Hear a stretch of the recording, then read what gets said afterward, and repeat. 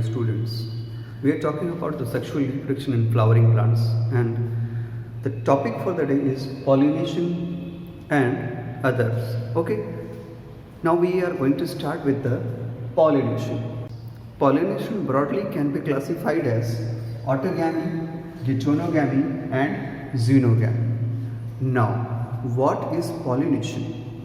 Transfer of pollen grains from mature anther to the stigma is known as pollination. Is it clear? Okay. Now, what is autogamy here? Okay.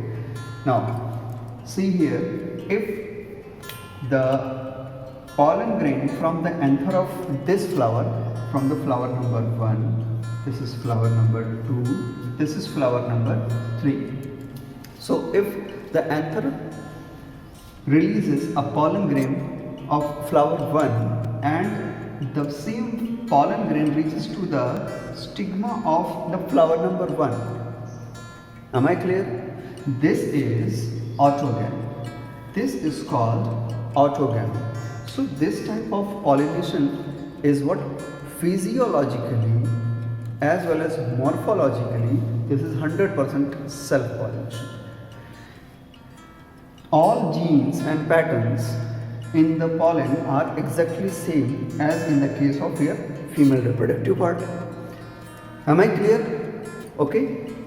If the pollen grain from flower 1 moves to the stigma of flower 2, flower 2 is present on the same plant where flower 1 is present. So this type of pollination is known as dichonogamy. This is what? Dichonogamy. But when pollen grain from flower 1 or flower 2, whatever, if it moves to the stigma of flower 3, farther one, different one, they are born on two different plants. This is what? Xenogamy. So this is the basic difference between autogamy, dichonogamy and xenogamy. I think now it is very clear. Okay. Now what are advantages and disadvantages in all these three types of pollination? For example, autogamy ensures the pure line development. It ensures the pure line development. Pure line development means the development of pure seeds having same type of genetic pattern. Okay, but what are the demerits? Demerits are that variation is very poor here, and so sometimes they may get under depression, and what we call them inbreeding depression, due to which productivity becomes very less. But autogamy is the method where a plant can survive, at least survive if cross pollination does not take place by anyhow. For autogamy, most of the time no agents are required, no external agents are required. But if agents are there, they may be insect, they may be wind, or you can say water. Of these, insect and wind, these are the two best methods. Melina, viola, I think, and oxalis. Okay, so these plants have two different type of flowers: chasmogamous flower and clistogamous flowers. Okay. Flowers. Chasmogamous flowers are those flowers which can open like normal flowers, but anther and stigma are placed so nearer to each other that 95% times self-pollination, or you can say the autogamy, exactly takes place. Whereas the clistogamous flowers do not open at all, they remain closed. So the best advantage here for the Clistogamous flower is that if any external pollinating agent are absent, by anyhow if they are not available, no problem, still pollination takes place. It means simply Clistogamous flower do not require any external agent for their pollination purpose. Is it clear? Whereas in these cases either wind or some other pollinating agents must be required. So these are the examples of autogamy, geitonogamy and xenogamy. On the pollinating agents, they may be biotic, means living, they may be abiotic, means non-living. So abiotic are either it is by wind, the pollination takes place either by wind or by water. Wind pollination is very common in flowering plants, and this is known as what? Anemophily. This is known as what? Anemophily. Whereas pollination by water is known as hydrophily. Okay, but water pollination is rare in flowering plants, and it is limited up to somewhat 30 families of flowering plants, and most of them are monocots.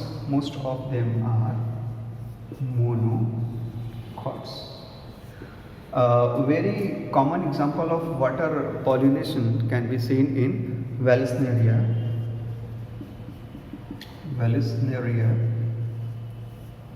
Okay, in Vallisneria you can see that this is what? Water level. This is a plant which is submerged in this structure, and here the female part is present at the base. The female part present somewhat here. Okay, and male flowers are somewhat present here. Male flowers releases gametes, or you can say the gametophyte. Okay, and they reaches eventually at the water surface, and by simple water current they reaches at the stigma. So this is how water pollination, means pollination with the help of water, that is hydrophily, takes place in Vallisneria. Similar examples can be taken as in the case of Hydrilla and Zoystera also. Is it clear? Living agents of which insects are very common. Okay, when pollination takes place with the help of any insect, it is what? Entomophily. It is what? Entomophily. When birds are involved in pollination, it is what? Ornithophily. Am I clear? Okay. When mollusks are involved in the process, this is what? Malacophily. When bat are involved in the same process, these are Chiropterophily. These are what? Chiropterophily. In the same way, in insects, if honeybees are there, then it is specifically termed as what? Hymenopterophily. If butterflies are there, they are what? Psychophily. So different names are assigned according to their patterns. So this is all about the pollinating agent, pollination. Now we are going to discuss about the outbreeding devices. To know this concept, we must know that what is inbreeding depression. What is inbreeding depression? Okay. What is inbreeding depression? Actually, when plants involve in self-fertilization, continuous self-pollination and self-fertilization, sometimes harmful genes may aggregate and they cause what less production or suppression. They suppress the quality and quantity production of the plants. So this type of suppressed nature of the plants, this is called inbreeding depression. Means breeding inside the plants, due to which they get depressed. This is what inbreeding depression. So what are the consequences of this inbreeding depression? Simple. What?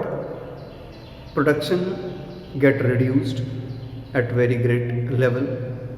Okay, and maybe the future seeds and babies of that plantlets cannot survive, and eventually the species can eliminated from the strata from that scene. So in order to avoid such problem, nature adopted some of beautiful devices to encourage them to become some good quality seed and good quality plant, and this is known as what? Outbreeding devices. Simply it means outbreeding devices are those activities in which inbreeding is prohibited. Inbreeding is strictly prohibited. Okay, now this is the basic concept. How outbreeding device actually work and how inbreeding will be suppressed. There are some mechanisms. First mechanism is what? First device you can say is what? Synchronization. Synchronization of flowers. You can see now this is what?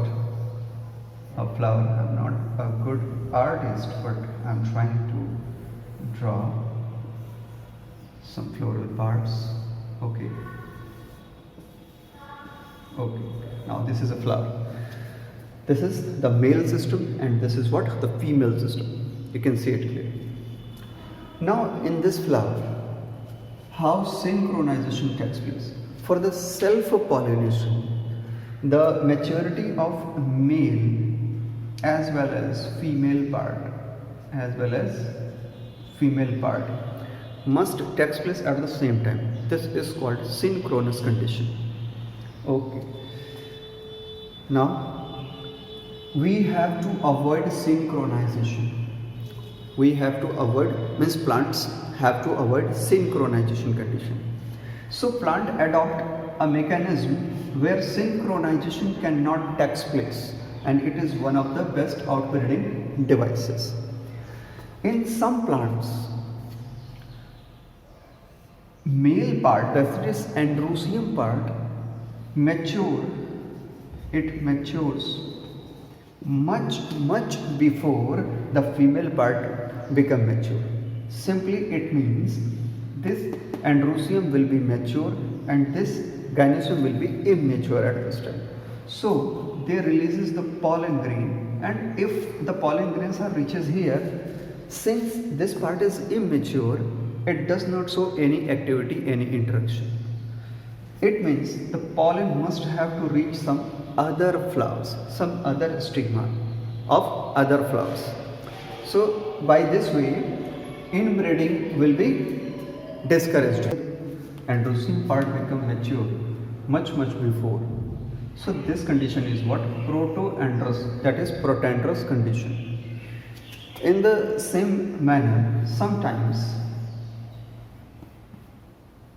gynoecium part become mature much before than the androecium part, and in this condition, this is known as protogyny. This is what this condition is, what?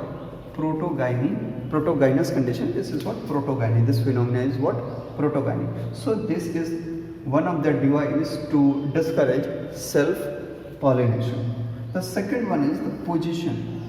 The position of anther and stigma must be differently placed, like this.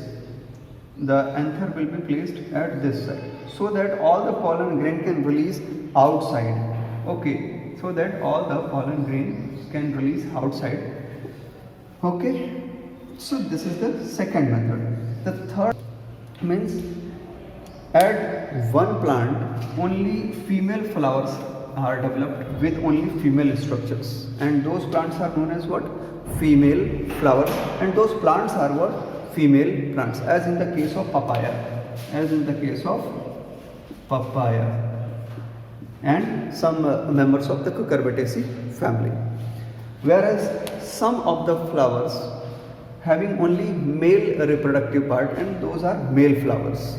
So this is another device to discourage the self-pollination.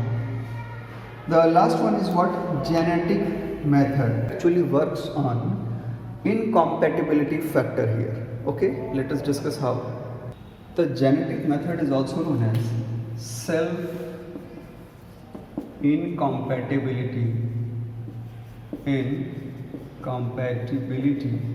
method or factor, self incompatibility factor. How it works actually?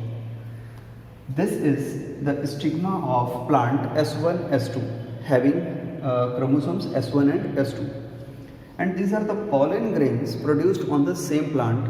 So they have either S1 chromosome or you can say S2 chromosome, means two different genes. They are now in haploid condition, and this is what 2n condition, and this is what n and n condition.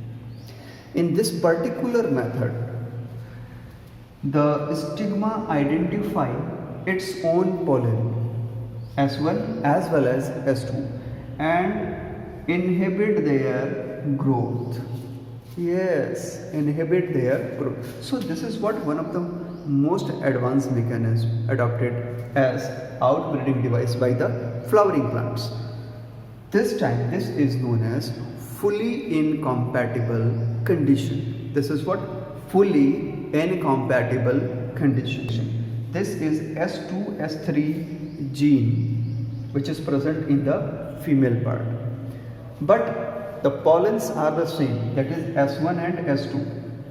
So since here S2 is present, it identify easily the S2 and stop the activity of S2, further activity of S2. Whereas S1 cannot be identified either by S2 or by S3. So S1 can be developed here. This condition is called partially compatible condition. Means S2 cannot be grow, but S1 can grow here. Okay. Now in the third condition, the female having different gene pattern, that is S3 and S4, and pollen are S1 and S2. Both of the pollen can easily grow here. Okay, so this is what fully compatible condition. So cross pollination and cross fertilization takes place here, and it is decided by the gene of the female part. So this is what genetic method, also known as self incompatibility factor. So this is all about today's lecture.